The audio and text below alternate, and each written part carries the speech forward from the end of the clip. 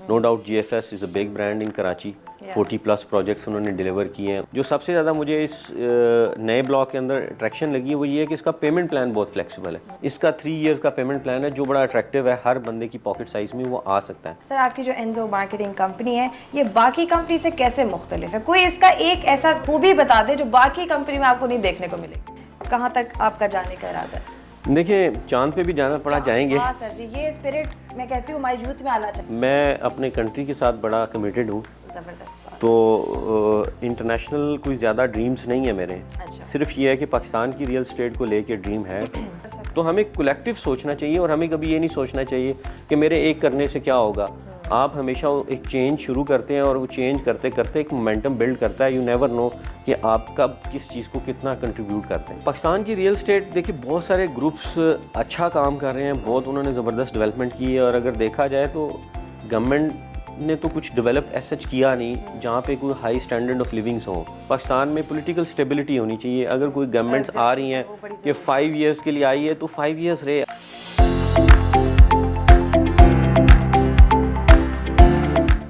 वो कहते हैं ना इंतज़ार की घड़ियाँ ख़त्म हो गई, तो वाकई में यहाँ पे इंतज़ार की घड़ियाँ ख़त्म हो गई है। मिस्टर हारून अरशद अवान साहब इज़ विद मी। अस्सलाम वालेकुम सर। वालेकुम सलाम। कैसे हैं सर? ज़बरदस्त। आप सुनाए कैसे? अल्लाह का शुक्र सर। सबसे पहले बहुत शुक्रिया आपका कि आपने GFS को अपना कीमती वक्त से थोड़ा सा टाइम दिया। अच्छा सर, सबसे पहले मैं भी जानना चाहूँगी और जो हमें देख रहे हैं हमारे व्यूअर्स वो भी जानना चाहेंगे कि सर आपका बैकग्राउंड क्या था, आपने कहाँ से तालीम हासिल की, जर्नी कहाँ से स्टार्ट हुई हारून अरशद अवान साहब की? देखिए, एजुकेशन तो गुड लक ये थी कि पेरेंट्स गवर्नमेंट एम्प्लॉय थे। अच्छा। तो हमें कॉलोनीज़ में और कैंट में रहने का मौका मिला।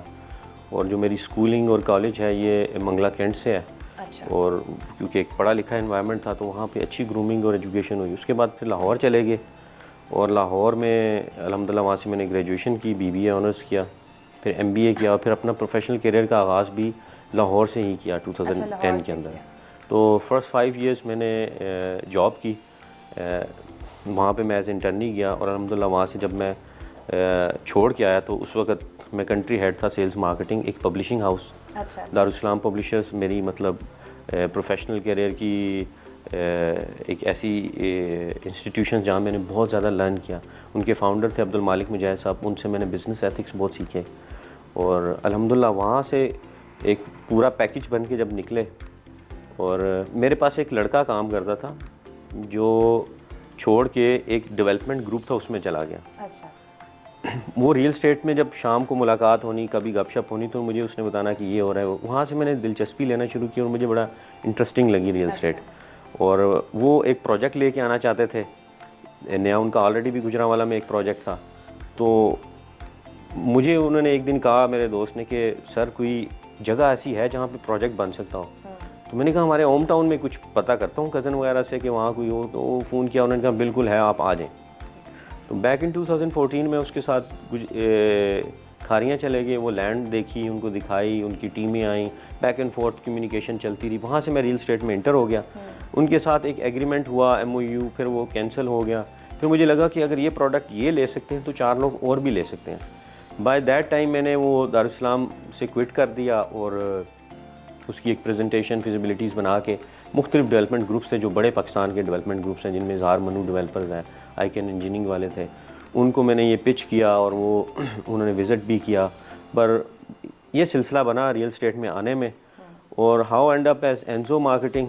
तो मेरा एक दोस्त था इस्लामाबाद में, वो न्यूली मूव हुआ था, उसका यहाँ पे ऑलरेडी एक दोस्त था फैसल खुनज़ादा और मुदस्सर ज़मान। तो फैसल खुनज़ादा मेरा लाहौर का दोस्त था, मैं लाहौर में रिज़ाइड करता था। उसने मुझे पुश किया कि इस्लामाबाद आए, यहाँ पे मिलके काम करते हैं रियल स्टेट का।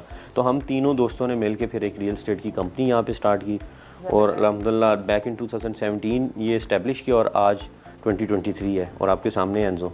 सर आपकी जो एनजो मार्केटिंग कंपनी है ये बाकी कंपनी से कैसे मुख्तलिफ है? कोई इसका एक ऐसा खूबी बता दे जो बाकी कंपनी में आपको नहीं देखने को मिलेगी। नहीं, मैं कंपैरिजन नहीं करता। मैंने जब ये एनजो मार्केटिंग बनाई थी तो मैंने उसमें एक वर्ड सेंटेंस लिखा था उस दिन, मुझे सोच थी कि work to excel not to compete. Okay, that's very तो ग्रेट। मैं कम्पीट नहीं करना चाहता, मैं एक्सेल करना चाहता हूँ।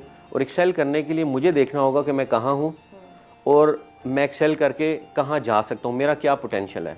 तो मैं दूसरे के साथ कम्पीट नहीं करना चाहता। हाँ, जो हमारी कोर वैल्यूज़ हैं उसमें हमारी कोर वैल्यू जो सा बिज़नेस एथिक्स हैं, और हम एक टैग लाइन बोलते हैं एनजो में कि you are reliable investment partner. तो हमने आज तक जिस भी क्लाइंट को ऑन बोर्ड किया है, अगर हमसे गलती भी कोई हुई तो हमने हमेशा कोशिश की है कि उसको कंपनसेट किया जाए, और अपने जो इन्वेस्टर है उसको एंट्री अगर करवाई है तो इसको एग्ज़िट भी करवा के दें विद प्रॉफिट्स। तो ये हमारी एक मेन फ़िलासफ़ी है कि हमने अपने कस्टमर के प्रॉफिट या उसके बेनिफिट के लिए वर्क करना है, और शायद ये हमारी एक अच्छी चीज़ है। बाकी कंपनीज़ में ये है, ये नहीं है, ये कभी मैंने कंपेयर नहीं किया। बड़ी अच्छी बात है सर। आप भूल हैं, आप कहाँ एग्जैक्टली मैं यही कहने वाली थी कि आप कॉफ़ी विद जीएफएस के मेहमान हैं और आप कॉफ़ी ठंडी कर रहे हैं। अच्छा सर, मैं एक और बात सुनने में आई है, आप लोग आपको मुबारकबाद भी देना चाहती हूँ कि दुबई में भी आपकी ब्रांच जो है वो ओपन हो गई है। तो और कहाँ कहाँ सुनने में आएगी फ्यूचर में, कहाँ तक आपका जाने का इरादा है? देखिए, चांद पे भी जाना पड़ा जाएंगे। हाँ सर जी, ये स्पिरिट मैं कहती हूँ हमारी यूथ में आना चाहिए। तो बाकी ये है कि ये ब्रांच तो ओवरसीज़ में इसलिए किया कि ओवरसीज़ वो सबसे मासूम लोग हैं जो पाकिस्तान से कट जाते हैं, ग्राउंड रियलिटी से नहीं कनेक्टेड होते हैं, और उनको रिलायबल सर्विसेज चाहती हैं। तो एक तो हमारा ये है कि हमने एनजो के एक $1 बिलियन कंपनी बनानी है। प्लस ये मैं चाहता हूँ कि जितना भी हमारा ओवरसीज़ है वो अगर पाकिस्तान में कोई भी रियल स्टेट एक्टिविटी करना चाहता है तो उसको किसी दूसरे रियल स्टेट के पास ना जाना पड़े, ना उसको अपने किसी कज़न को फ़ोन करना पड़े, ना कोई प्रोफेशनल दूसरी सर्विसेज हायर करनी पड़े, ना खुद उसे आना पड़े।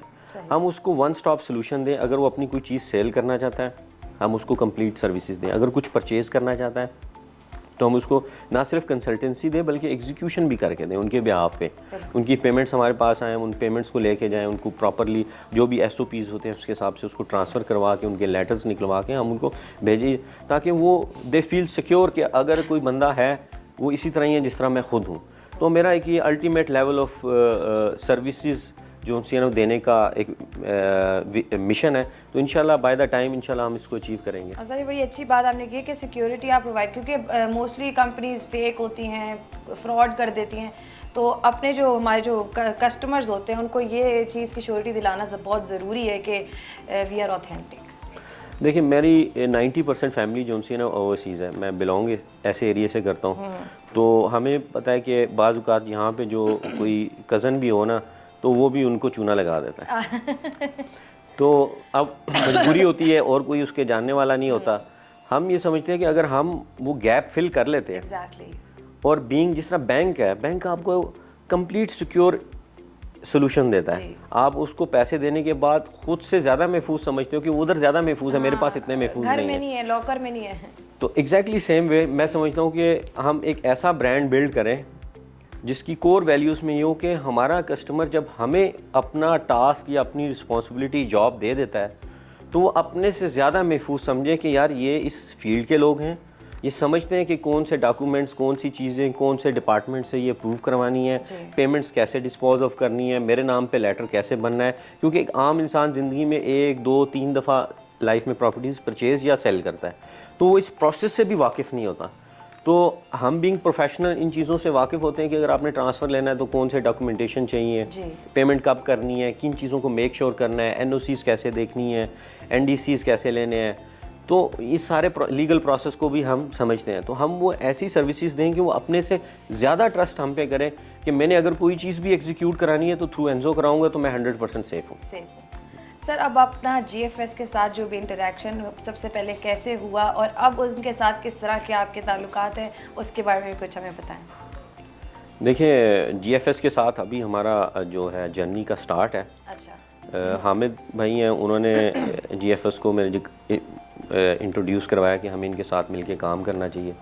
फिर फ़ारूक साहब से बात हुई और फ़ारूक साहब is very experienced in this field और अल्हम्दुलिल्लाह उन्होंने GFS के अंदर बड़ा रिवैम्प लिया इधर इस्लामाबाद का। No doubt GFS is a big brand in Karachi. 40+ projects उन्होंने डिलीवर किए हैं। उनका कस्टमर बेस बहुत बड़ा है वहाँ पे, पर इस्लामाबाद में न्यू थे तो यहाँ पे कुछ चीज़ें जो उनसी हैं ना वो इस्टेब्लिश करने की ज़रूरत थी और जो कि अल्हम्दुलिल्लाह अब हो रही हैं। हम इसी वजह से हम GFS का पार्ट बनने जा रहे हैं कि उनका जो नया एक डायमंड ब्लॉक है उसके अंदर हम उनके साथ पार्टिसिपेट करेंगे और बहुत जल्द हम एक एक्टिविटी भी करवाने लगे हैं GFS के लिए, जिसके अंदर हम जो सेल्स के अंदर एक नई जोन सी एनर्जी फील कर सकें उसका। ज़बरदस्त sir. Why GFS, why not other company? एंजो का हमेशा एक वो रहा है कि हम बड़े और रिलायबल ब्रांड्स के साथ काम करें जो हमारे कस्टमर को सेफ गार्ड करें। GFS क्योंकि एक बहुत बड़ा ब्रांड है, कराची में एक सक्सेस स्टोरी है उनकी, और इस्लामाबाद में आए हैं, चैलेंजेस आने के बावजूद उन्होंने उनको ओवरकम किया है। और इसी तरह के ब्रांड के साथ काम करने का ये फ़ायदा होता है कि आपका कस्टमर सेफ़ होता है। आपको पता है कि मैंने अपने कस्टमर को जो प्रोडक्ट दी है, by the end of that maturity of instalment plans, उसको वो प्रोडक्ट या वो चीज़ मिलेगी जो वो लेने गया हुआ है। ये नहीं होगा कि आपने एक चीज़ ली और फिर 3-4 साल बाद जब गए तो वो कंपनी भी ढूंढने को नहीं मिल रही, प्लॉट दूर की बात है। तो ये एक फ़िलासफ़ी है। और फिर लोकेशन फ्यूचरिस्टिक है, यहाँ पे SOP सारे पूरे हैं। अगर हम एक चेकलिस्ट बनाते हैं कि हमें एक प्लॉट इन्वेस्ट करना है तो उसमें क्या चीज़ें होनी चाहिए, उसका NOC होना चाहिए, NOC GFS के पास है, लैंड अवेलेबल होना चाहिए, डेवलपमेंट है, डेवलपमेंट हुई भी हुई है और मज़ीद भी हो रही है, फिर आपके पास प्लॉट नंबर है, प्लॉट नंबर ब्लॉक नंबर लगा हुआ है, 40% दे पोजेसन मिल जाता है। और फिर जो सबसे ज़्यादा मुझे इस नए ब्लॉक के अंदर अट्रैक्शन लगी है वो ये है कि इसका पेमेंट प्लान बहुत फ्लेक्सिबल है। नॉर्मली जो ऑन ग्राउंड या पोजेसन प्लॉट विद नंबर दिए जाते हैं वो 6 मंथ्स, 1 ईयर, 1.5 ईयर का पेमेंट प्लान होता है। इसका 3 ईयर का पेमेंट प्लान है जो बड़ा अट्रैक्टिव है, हर बंदे की पॉकेट साइज़ में वो आ सकता है। और ही इज़ सेफ कि उसको प्लॉट नंबर भी मिला है, अगर वो पोजेसन लेना चाहता है तो 40% पे करके पोजेसन भी ले लेता है।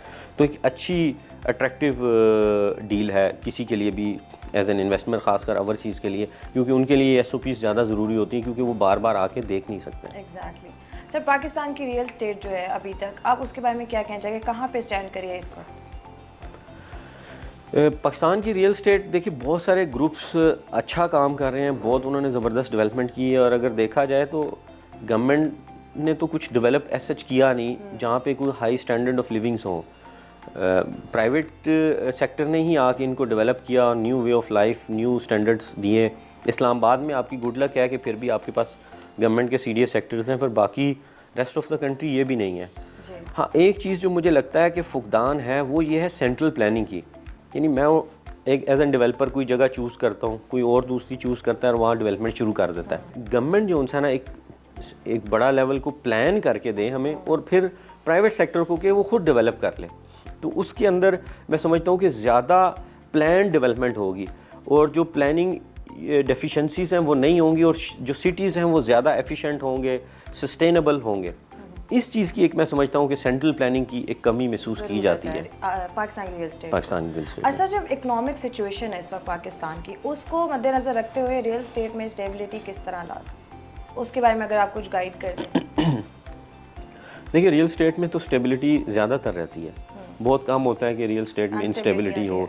इंस्टेबिलिटी या आप समझ लें कि जो फ्लक्चुएशन है वो कुछ फाइल्स वगैरह में होती है, पर वक्त के साथ वो भी ख़त्म हो जाती है, क्योंकि एक सर्टेन टाइम के लिए एक सेंटिमेंट नेगेटिव होता है तो लोग एग्ज़िट करना चाहते हैं। पर जो ही थोड़े से हालात बेहतर होते हैं, बुनियादी तौर पे जो मैं समझता हूँ कि जो हमारी किसी भी इंडस्ट्री को जो चैलेंज है वो हमारा पॉलिटिकल स्टेबिलिटी का है। एटलीस्ट हम समझते हैं कि पाकिस्तान में पॉलिटिकल स्टेबिलिटी होनी चाहिए। अगर कोई गवर्नमेंट्स आ रही हैं कि 5 इयर्स के लिए आई है तो 5 इयर्स रहे, ओवरनाइट ऐसे कुछ ना हो जाए कि पता लगे एक बंदा बैठा हुआ था और 2 दिन बाद 6 महीने बाद वो अचानक से चला जाता है, फिर दूसरा आ जाता है और दूसरा भी कह रहा है कि उसका भी पता नहीं वो कब तक रहेगा। तो एक जो प्रोसेस बना हुआ है पॉलिटिकल प्रोसेस कि एक गवर्नमेंट फॉर्म हो 5 इयर्स की, चाहे वो कोलेशन हो, चाहे वो सिंपल मेजॉरिटी के साथ हो, पर उसको चलने दिया जाए और उसको काम करने दिया जाए, उनको परफॉर्म करने की जो सी है ना, और फिर एक इलेक्शन प्रोसेस के ज़रिए नया आए। और उस स्टेबिलिटी से मुझे लगता है कि हमारी जो इकोनॉमिक सिचुएशन है या इकोनॉमिक एक्टिविटीज़ हैं वो बेहतर हो जाएंगी। ज़बरदस्त सर, आपका ज़्यादा टाइम ले लिया मुझे पता है। बस आखिरी सवाल आपसे करूँगी कि आपने वैसे मेंशन भी किया है कि फ्यूचर में आपके क्या प्लान्स हैं, लेकिन फिर भी आप एंजो मार्केटिंग को आज के 5 साल बाद, 10 साल बाद कहाँ देखते हैं? मतलब पूरी दुनिया में एंजो पूरी दुनिया में नहीं, मैं अपने कंट्री के साथ बड़ा कमिटेड हूँ। ज़बरदस्त। तो इंटरनेशनल कोई ज़्यादा ड्रीम्स नहीं है मेरे। अच्छा। सिर्फ ये है कि पाकिस्तान की रियल स्टेट को लेके ड्रीम है एक कि सबसे बड़ा टॉप ब्रांड हो और लोग इसको एक बैंक की सूरत देखें हर अपनी रियल स्टेट एक्टिविटीज़ के लिए। प्लस ये है कि इसको मैं $1 बिलियन कंपनी बनाना चाहता हूँ। तो उसके लिए दिन रात ये सोचा जाता है कि भी इसमें क्या वैल्यू ऐड की जाए, क्या एक्सपेंशन की जाए, कहाँ ग्रोथ की जाए कि ये $1 बिलियन कंपनी बन सके। और ये है कि at the end of the day ये जितनी भी बड़ी हो जाए, एक चीज़ इसके साथ एसोसिएट रहे, वो ये है कि ये एनजो is a reliable investment partner. तो हमारा जो क्लाइंट है वो हम अपने क्लाइंट को एज एन इन्वेस्टमेंट पार्टनर समझते हैं और हम उसके ऊपर स्टैंड करें। ज़बरदस्त सर, आपकी बातों से मैंने लिटरली बहुत कुछ सीखा और मैं उम्मीद करती हूँ जो लोग हमें देख रहे थे वो भी बहुत कुछ सीखें। Sir thank you so very much again for your time. Thank you.